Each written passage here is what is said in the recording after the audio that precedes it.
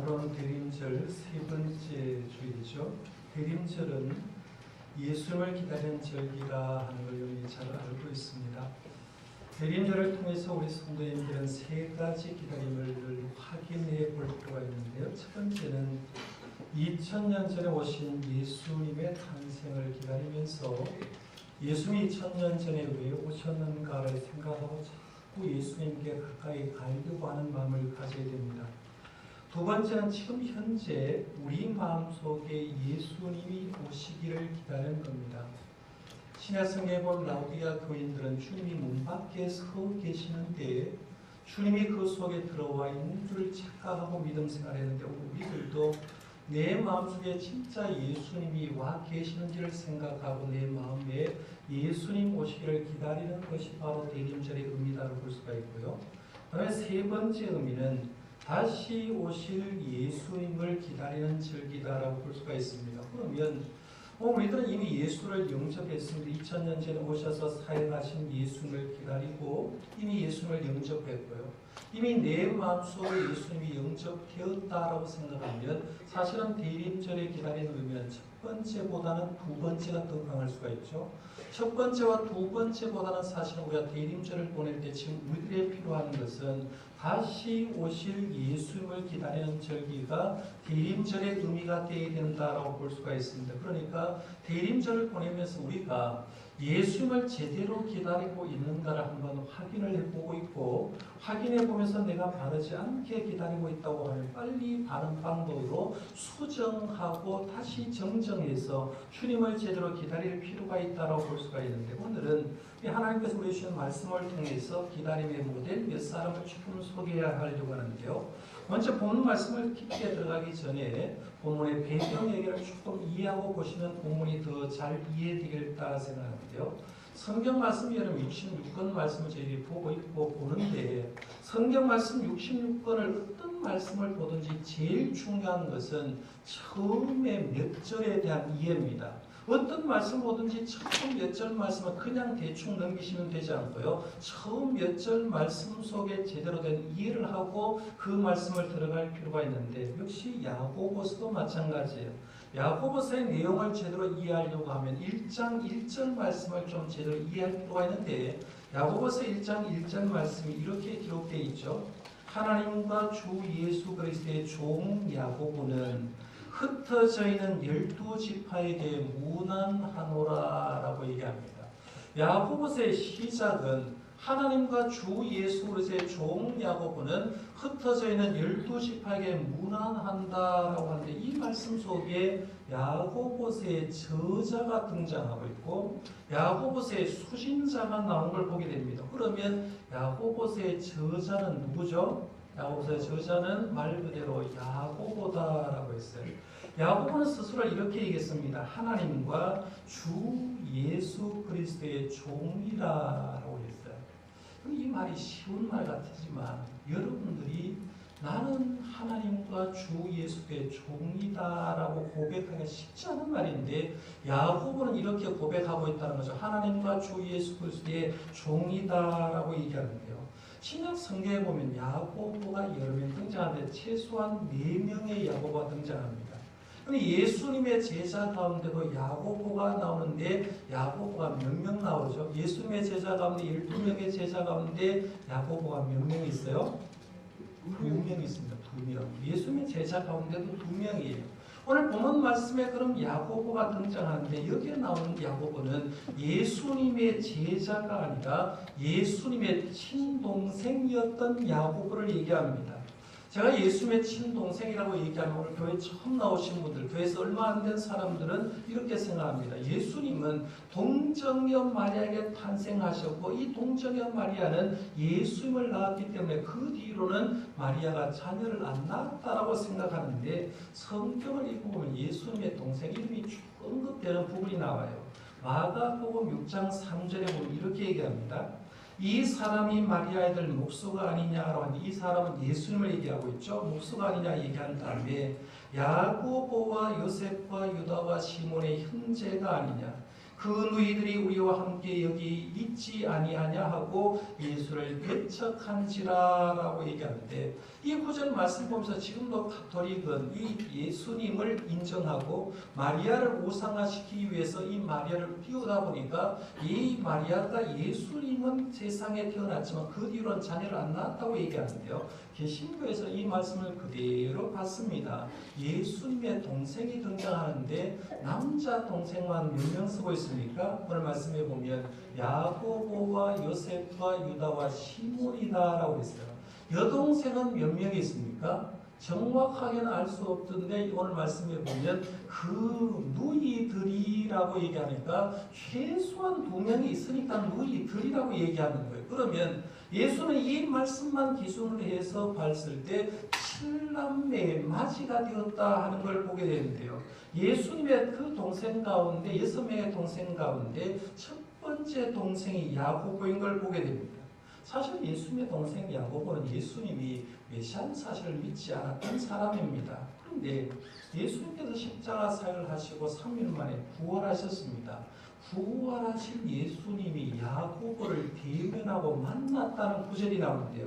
고린도전서 15장 7절 말씀에 이런 말이 있죠. 그 후에 야고보에게 보이셨으며 라고 말하고 있습니다. 그렇죠? 여기서 야고보에게 보였다는 말은 예수님의 친동생이었던 야고보에게 부활하신 몸을 보였다고 했는데, 사실은 부활한 몸만 보인 게 아니라 아마 친밀하게 부활하신 예수님께서 동생 야고보하고 이야기를 했을 거다라고 이렇게 추정할 수가 있는데요. 부활하신 예수님을 본 다음에 야고보는 예수님이 메시아란 걸 부인할 수가 없었으며, 그리고 얼마 후에 마가의 다락방에서 성령 강림했을 때 아마 이 야고보도 그 자리에 있었을지 않을까 추정해 볼 수가 있는데요. 그로 통해서 이 야고보는 그때부터 예수님을 구세주로 영접하게 되고, 나중에 되면 이 야고보가 예루살렘 교회 감독이 되죠. 주말로 하면 예루살렘 총회장이 되었다고 볼 수가 있는데요. 사실 그래서 이 사도행전의 말씀을 공부를 했습니다만은 이 야고보가 초대교회 소장이 돼서 아주 일을 지혜롭게 처리한 걸 봅니다. 야고보의 의미는 이런 뜻이에요. 발꿈치를 잡았다는 그런 뜻도 있고 추종자는 뜻도 있어요. 그런데요, 역사가는 이 야고보의 삶을 나중에 어떻게 평가하느냐 하면 그는 의로운 야고보였다고 볼 수 있습니다. 우리 사도행전에 공부하면서 야고보가 얼마나 의롭게 일을 처리했는가를 볼 수가 있고요. 그 다음에는 기도를 워낙 많이 했기 때문에 그 야고보의 무릎이 낙타무릎처럼 되었다고 해요. 그 책 제목도 낙타무릎이라는 책이 있지 않습니까? 그게 야고보를 위해서 이렇게 쓴 것을 보게 되는데, 낙타무릎 되었기 때문에 역사가는 그를 평가할 때 낙타무릎의 소유자였다라고 평가합니다. 그는 주 62년경에 이제 사내들인 공에서 돌에 맞아서 순교한 것으로 전해지는데, 아마 야고보서는 순교하기 전이었던 주 60년에서 62년 사이에 썼을 거라고 이렇게 추정할 수가 있죠. 그러면 야고보서의 저자는 누구예요? 야고보다, 예수님의 동생 야고보다라고 볼 수 있습니다. 그러면 수신자는 누구냐라고 볼 때 1장 1절 말씀 이어지는 말씀에 보면 흩어져 있는 12지파에게 문안하노라라고 하는데, 여기서 12지파는 유대 사람을 얘기하는 거죠. 그러니까 이스라엘을 제외한 세계 각처에 흩어져 살던 디아스포라들, 개종한 유대인들이 그 신앙의 배경인데요. 사도행전 공부할 때 우리가 서대반 순교 얘기를 생각했잖아요. 서대반이 순교당할 때 성경 말씀에 보면 서대반만 핍박하는 게 아니라 그날 대대적인 박해가 일어나서 사도들을 제외하고는 모든 사람들이 유대와 사마리아 그 이방 지역에 흩어져서 다 떠나간 것을 보게 됩니다. 흩어졌다고 얘기하는데요. 수신자는 바로 그때 신앙의 박해를 받아서 전 세계로 유대 땅으로 사마리아 땅으로 그 지역으로 흩어진 그들에게 개종한 유대인들에게 준 말씀이라고 볼 수 있습니다. 그러면 흩어진 성도의 삶은 얼마나 힘들었을까 볼 수 있는데요. 일반적인 생활은 얼마나 힘들었을까요? 자기의 생활 터전을 잃었어요. 예루살렘 살던 사람이 신앙적인 박해를 받아서 이방적으로 왔으니까 생활 환경도 굉장히 힘들었을 거라고 생각합니다. 그런데 생활 환경만 힘든 게 아니라 영적인 생활도 얼마나 힘들겠습니까? 예수님 영접하고 성령 받고 믿음으로 살려고 했는데 박해가 있어서 흩어졌습니다. 그때부터 아마 더 심한 박해가 있었을 거라고 생각합니다. 박해를 하는데 사실은 박해를 누가 많이 했느냐 하면 사도 바울이 전도하는 곳곳마다 박해를 했을 때 누가 먼저 박해했습니까? 유대 사람이 동족이 박해했잖아요. 동족이 박해했듯이 이 개종한 유대인들도 동족이 엄청나게 박해했을 거고, 그리고 주 54년부터 로마를 통치한 네로 황제가 우려하듯이 사도 바울과 베드로도 순교시켰지만 기독교인들을 엄청나게 박해했을 때 당시 기독교인들도 굉장히 힘들게 살았을 거라는 거죠. 그러면 이스라엘 지역 밖에 가가지고 신앙생활하고 믿음생활하고 있는 성도에게 예루살렘 교회의 주인이었고 총회장이 요즘 말하면 감독이었던 예루살렘에 있던 야고보가 이렇게 얘기합니다. 그들의 신앙을 격려하기 위해서 쓴 편지가 바로 야고보서라고 볼 수 있죠. 그러니까 이 배경을 알면 야고보서의 한 절 한 절이 받는 사람이 생각나고 스승 예수님의 동생이 쭉 생각나면 이 말씀 이해가 된다는 거예요. 이런 내용입니다. 믿음으로 구원받은 성도들아, 신앙생활하기 힘들지만 믿음에서 떨어지지 말고 인내해라라는 말이 야고보서에 들어있어요. 믿음 안에 있는 성도들아, 구원받은 성도들아, 힘들 때일수록 너희들이 해야 될 게 뭐냐면 기도하면서 깨어있으라고 얘기합니다. 그래서 야고보서의 핵심 사상 딱 두 가지를 얘기하면 인내하고 기도해라. 그래야 너희들의 신앙이 성장한다. 이 얘기를 지금 하고 있는 겁니다. 이런 이해를 한 다음에 오늘 본문을 한번 들어가 보면 이렇게 외적으로 내적으로 힘든 그들에게 주님의 기다리는 성도들에게 어떤 마음을 가지고 주님을 기다려야 되는가 얘기하면서 기다림의 표준으로 세 사람을 언급하는데, 첫 번째는 농부를 언급합니다. 두 번째는 누구를 언급합니까? 10절 말씀에 보면 선지자를 언급하고, 그 다음에 말씀에 보면 11절에 욥을 샘플로 들면서 이 세 사람들처럼 너희들도 기다려라 라고 하는 걸 보는데요. 첫 번째는 농부의 기다림 한번 생각해 볼 수가 있습니다. 이 농부의 기다림을 한마디로 말하면 농부가 간절하게 비를 기다리는 것처럼 너희들도 예수님의 재림을 간절하게 기다려라 하는 그런 내용이 나오는데요. 오늘 보면 7절과 8절 말씀 우리 같이 한번 읽어봅니다. 시작. 그러므로 형제들아, 주께서 강림하시기까지 길이 참으라. 보라, 농부가 땅에서 나는 귀한 열매를 바라고 길이 참아 이른 비와 늦은 비를 기다리나니 너희도 길이 참고 마음을 굳건하게 하라. 주의 강림이 가까우니라. 아멘. 먼저 8절 말씀을 좀 보면 사실 오늘 본문 전체를 해석하는 열쇠와 같다고 볼 수가 있는데 이런 겁니다. 주님의 강림이 가깝기 때문에 성도들이 어떻게 기다려야 되는가를 얘기를 하는 겁니다. 그렇게 얘기한 다음에 7절로 돌아가면 이렇게 말하죠. 그러므로 형제들아, 주께서 강림하시기까지 길이 참으라. 보라, 농부가 땅에서 나는 귀한 열매를 바라고 길이 참아 이른 비와 늦은 비를 기다리라고 얘기하는데요. 사실 우리 성경 말씀 보면 저는 이런 생각하는 거예요. 도시 생활하는 사람보다 성경을 볼 때는 농사 짓는 사람이 성경을 보면 훨씬 더 이해가 빠를 거다라고 생각합니다. 왜냐하면 성경 말씀은 농업을 배경으로 할 때가 굉장히 많이 있기 때문에 요즘 도시 생활하면서 농사가 무엇인지 전혀 모르는 사람들은 사실은 성경 보는데 이해하기 힘들 거라고 생각하는데요. 도시 사는 사람 쉽게 얘기합니다. 도시 생활 힘들면 귀농귀촌에서 농사 지면 되지라고 생각합니다.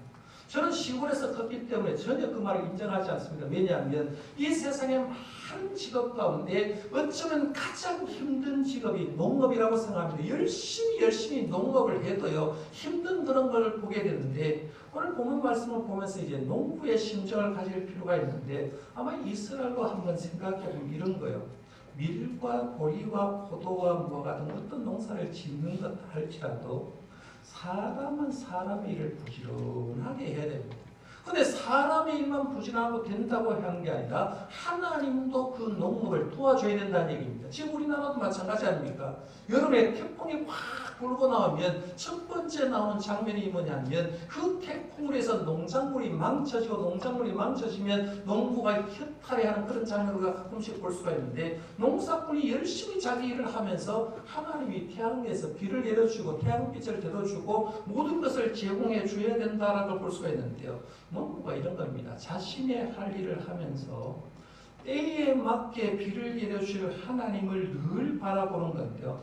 특별히 이스라엘은 비가 적게 오는 나라이기 때문에 파종 때 만약에 비가 내리지 않아서 바다가 되지 않겠죠. 그 다음에는 파종을 해서 어느 정도 성장하려면 비가 마지막에 내려야 그 비를 받고 연글게 되는데 이 연글고 낼 때도 비가 내려야 곡식이 잘 되는데 그걸 가지고 파종 때 내리는 비를 우리가 파종 직후인 10월에서 11월경에 내리는 비를 이른 비라고 얘기하고요. 늦은 비는 추수 직전에 내리는 3월, 4월경 그 다음에죠. 다음에 내리는 비를 늦은 비라고 얘기하는데 이 두 번의 비가 농부에게 농사에게 내리지 않으면 결실이 안 된다는 거죠. 그래서 야고보는 이런 생각하는 거죠. 농부에게 이른 비와 늦은 비를 기다리는 것을 보면서 우리 성도들도 예수님을 이렇게 기다려야 되는 거 아닌가 그 얘기를 하는 거예요. 아마 이 야고보서에 얘기하면 이런 겁니다. 예수님께서 이 땅에 오셨다는 얘기입니다. 그래서 예수님이 이른 비로 이 땅에 오셔서 우리의 신앙에 자라고 있고 있는데 주님이 초림이 예를 들어서 이른 비라고 얘기하면 주님의 재림은 늦은 비라고 얘기할 수 있는 거예요. 그러면 이른 비로 통해서 우리가 예수님을 영접한 사람들이 꼭 필요한 게 뭐냐면 늦은 비 예수님의 재림이 필요한데 그때 우리가 가져야 될 마음은 주님의 다시 오심에 대한 농부의 간절함이 우리에 있어야 된다는 거예요. 이스라엘 농부에 있었던 간절한 기다림이 오늘 재림을 기다리는 우리들에게 있는가를 확인해 볼 필요가 있습니다. 초대교회 성도들은 사실은 재림을 기다려서 임박한 종말을 생각하면서 주님의 재림을 기다려야 돼. 어떻게 할 수 있냐 하면 신약 성경 여러분 보시면 27권 가운데 신약 성경이 장수로 얘기하면 260장이거든요. 260장 가운데 재림에 대해서 언급한 내용이 318번에 해당됩니다. 260장 가운데 318번이 재림에 대해서 얘기한다는 말은 그들이 주님의 재림을 얼마나 기다리는가를 볼 수가 있는데요. 오늘날 기독교인들에게 예수님의 재림 기다립니까? 라고 물으면 기도가 이래야 되죠. 주님, 여기를 원합니다. 기도를 마칠 때도 다시 오실 예수님의 이름으로 기도합니다. 이렇게 나와야 되는데 사실 우리 한국교회 이단들이 워낙 많이 들어와서 설치다 보니까 재림 얘기하는 게 기존 기성교인이 아니라 이단들이 너무 많이 얘기하는 거예요. 그렇다 보니까 기존에는 교회 가는 사람 주님의 재림을 얘기를 하지 못하고 기다리지 않는 걸 보는데 우리가 다시 회복해야 될 게 뭐냐면 주님의 재림을 농부가 간절하게 이른 비와 늦은 비를 기다리는 것처럼 우리도 이런 간절함으로 주님의 재림을 기다릴 수 있는 저와 여러분들 되시기를 바랍니다. 두 번째 기다림을 선지자들의 기다림이라 해서 이 선지자들의 기다림은 주의 일을 하면서 인내했다라고 볼 수 있는데요. 10절 말씀 한번 보십시오. 10절에 보면 형제들아 주의 이름으로 말한 선지자들을 고난과 오래 참음의 본으로 삼으라 라고 했는데요.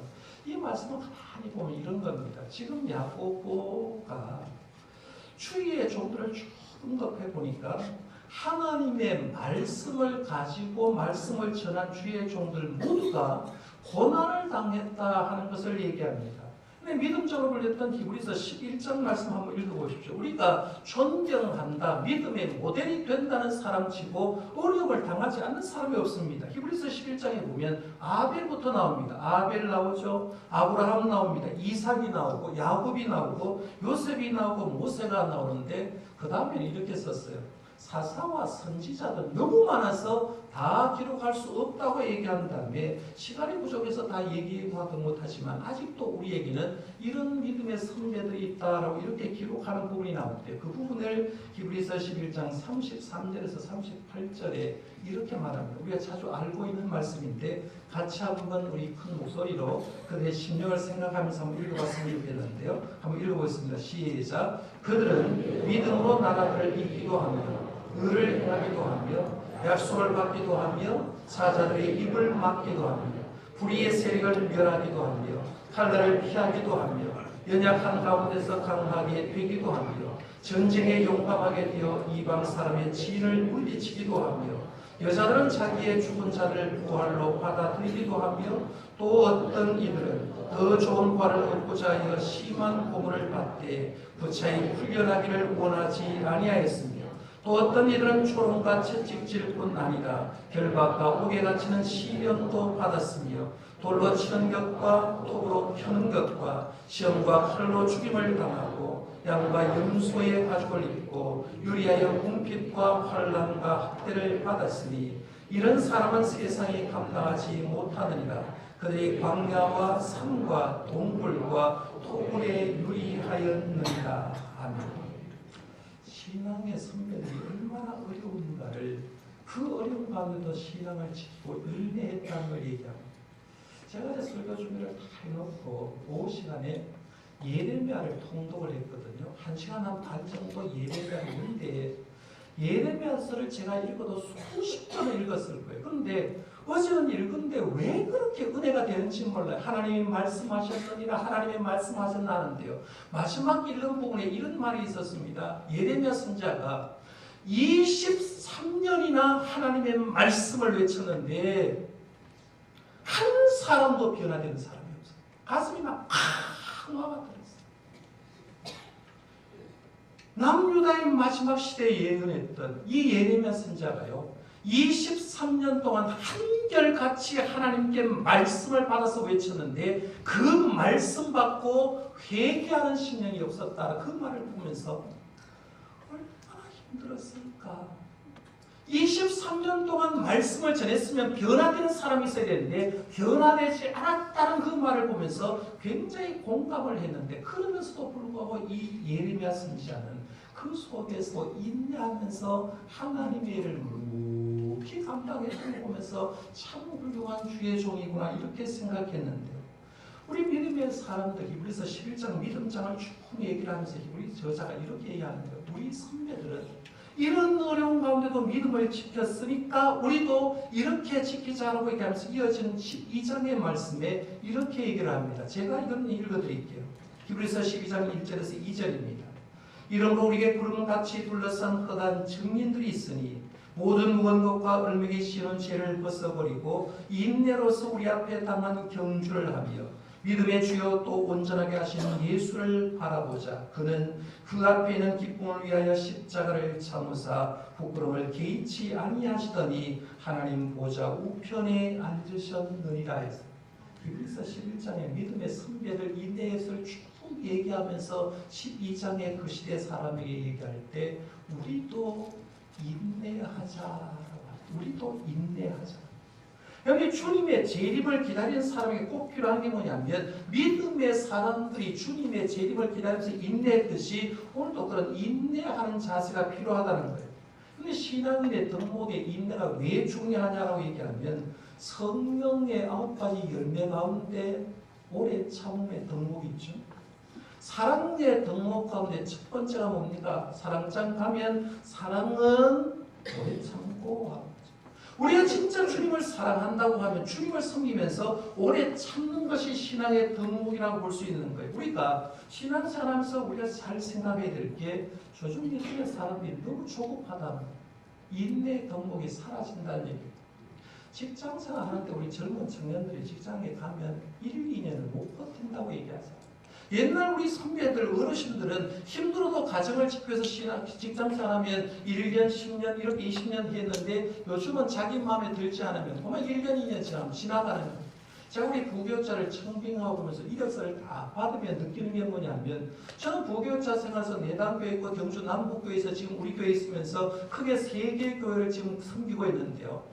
부교육자 이력서 받는데 교육전도사를 받는데 교육전도사가 벌써 5개 교회 정도 다니는 사람이 있어요. 1년, 2년에 옮겨 다니는 사람이 있어요.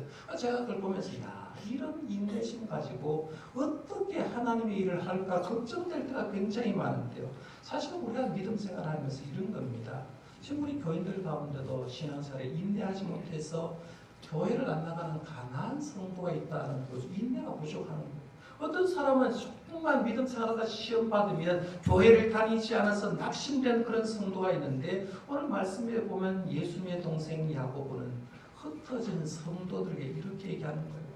우리 믿음의 선배들도 큰 고난 가운데 오래 참았는데 너희들은 이런 인내를 본받고 살라라고 얘기하는 거예요. 우리 정도교회 성도 여러분, 세상 일이 힘들 수가 있잖아요. 때로는 교회 일도 힘들 수도 있고 교회 생활에서 인간관계를 통해서 힘들 수가 있는데 그럴지라도 주님을 재림을 기다리는 우리들은 인내하면서 믿음 생활하고요. 인내하면서 주님의 재림을 기다릴 수 있기를 바랍니다. 이게 하나님 원하시는 복이라는 거예요. 그다음에 세 번째 인물을 욥의 기다림에서 얘기를 했습니다. 욥의 기다림은 연단 가운데도 기다리라는 그런 의미가 강한데요. 11절 말씀 한번 보십시오. 11절에 보면 보라 인내한 자를 우리가 복되다 하나니 너희가 욥의 인내를 들었고 주께서 주신 결말을 보았거니와 주는 가장 자비하시고 긍휼히 여기시는 이신이다 라고 얘기하는데 사실은 인내의 샘플을 얘기하려고 하면 욥을 들 때가 많습니다. 욥기가 42장까지 있잖아요. 그런데 42장까지 가운데 중요한 몇 구절만 제가 한번 소개해 보면서 욥은 이런 연단 속에도 이렇게 살았구나라고 생각해 볼 수가 있는데 첫 번째가 욥기 1장에 딱 가면 욥은 동방의 의인이다라는 말부터 하죠. 그런데 의인이었고 하나님 잘 섬겼기 때문에 사탄이 시험을 하기 시작하고 시험을 하니까 이제 10자녀를 한순간 잃어버리고 많은 재산을 잃어버렸어요. 그런 다음에 이제 고백을 하는 말입니다. 잘하는 말씀이죠. 욥기 1장 20절에서 23절 말씀 같이 한번 읽어봅니다. 시작. 욥이 응한 그릇을 짓고 머리털을 밀고 땅에 엎드려 예배하며 이르되 내가 모태에서 알몸으로 나와 싸운즉 또한 알몸이 그리로 돌아가올지다. 주신 이도 여호와시오 거수리도 여호와시오니 여호와 이름이 찬송을 받으실지니이다 하고 이 모든 일에 욥이 범죄하지 아니하고 하나님을 향하여 원망하지 아니하니라. 재산 다 잃어버렸는데 아들, 딸, 10자녀 다 죽었는데 그 순간 욥은 한 게 하나님을 향하여 예배하고 하나님을 향하여 뭐 했다고 해서 찬송했다라고 얘기합니다. 하나님께 예배하고 찬송하게 되면 뭐 좋아져야 되는데 이어지는 말씀에 보면 욥은 상처가 더 심합니다. 건강을 하나님께서 빼앗아가 버립니다. 건강을 빼앗아가는데 성경 말씀에 보면 발바닥부터 정수리가 쉽게 말하면 발끝부터 손구멍이 있는 머리끝까지 종기가 나게 했다는 거예요. 종기가 나니까 너무 견딜 수 없어서 기와장으로 자기 몸을 긁었다라고 얘기하는 겁니다. 거기다가 힘든데 아내가 좀 도와주면 좋은데 아내도 욕하는 절친했던 친구 3사람 와가지고 욥이 바르지 못했기 때문에 그렇다고 해서 욕을 하기 시작합니다. 그런데 그 어려운 가운데도 욥은 이것은 나에게 준 하나님의 훈련 과정이라고 고백하면서 또 이렇게 위대한 고백을 또 하나 합니다. 욥기 23장 8절에서 10절 말씀 한번 보십시오. 역시 이것도 같이 한번 읽어봅니다. 시작. 그런데 내가 앞으로 가도 그가 아니 계시고 뒤로 가도 보이지 아니하며 그가 왼쪽에서 일하시나 내가 만날 수 없고 그가 오른쪽으로 돌이키시나 배울 수 없구나.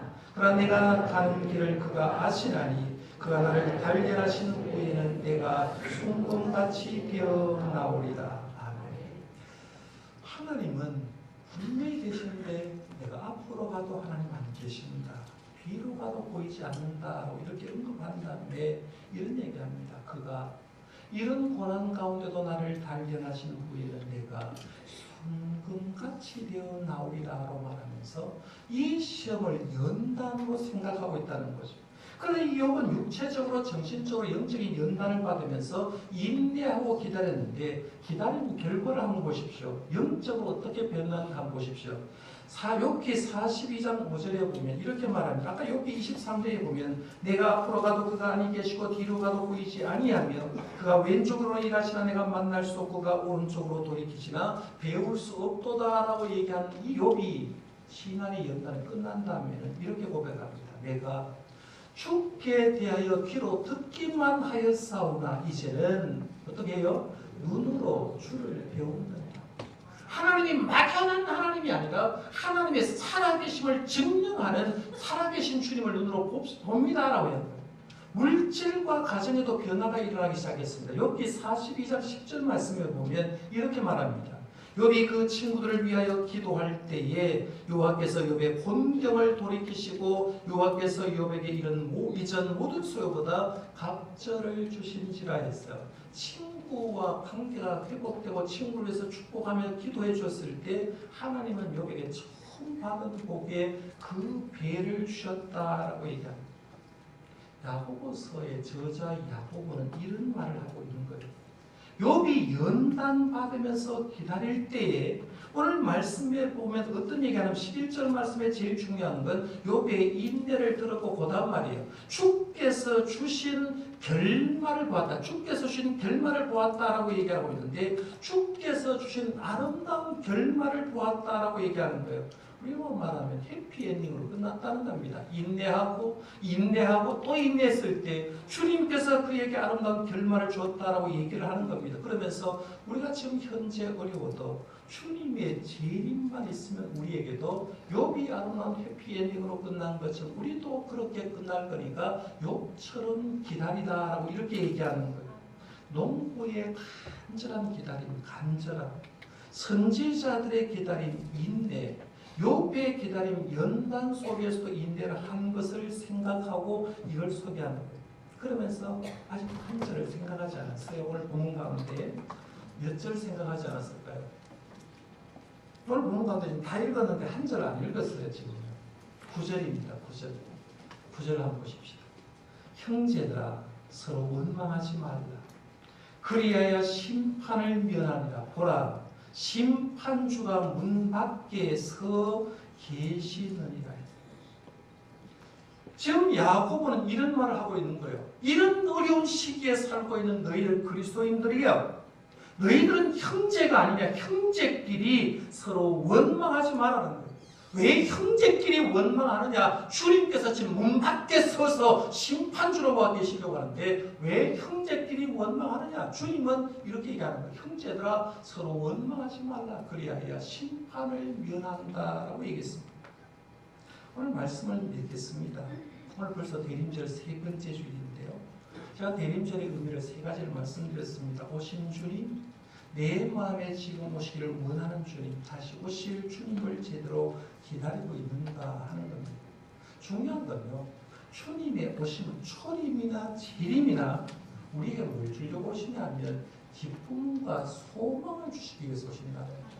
심판의 주로 오셔도 우리에게는 믿음의 사람에게는 기쁨과 소망을 주기 위해서 오신다는 거예요. 그러면 우리가 주님의 재림을 진짜로 제대로 기다리는가 한번 확인하셨어요.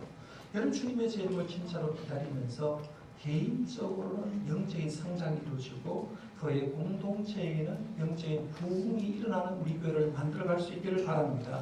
이것이 바로 대림절 세 번째 주일에 하나님께서 여러분을 바라시는 주님의 뜻이라고 받아들일 수 있기를 바랍니다. 기도하겠습니다.